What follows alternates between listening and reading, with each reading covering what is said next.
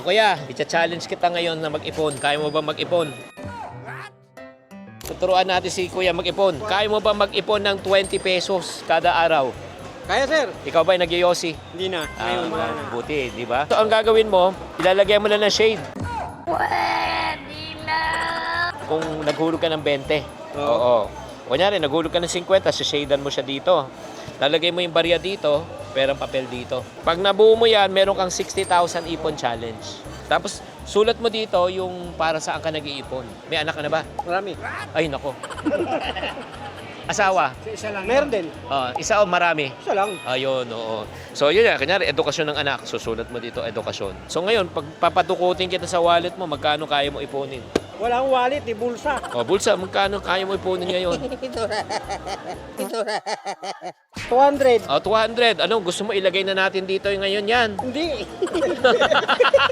Ibibili ko pa ito ng ulam mamaya. Ibili pa ng ulam. Pero Sandaan lang pwede. Sandaan. Sige, lagay natin. Bilog mo, bilog. Ipon challenge talaga. Ipon challenge yan. Oo. Nalagay mo na yan dito sa Sa loob. TV ko lang ito napapanood. Ngayon, ako na ngayon in-interview. Ikaw na ibibiktima na mag-ipon.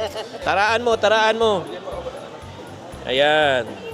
Ganun pala yung pag-shade niyan. Since nag-umpisa ka nito, tatapatan na natin yan. Ano naman since good sport ka, bibigyan kita ng 500. Ito. Nalagay na natin dito kapatid. Madaling masira yan. Tulak mo. Ayun. Yan, okay. Para sa'yo na. Thank you, sir.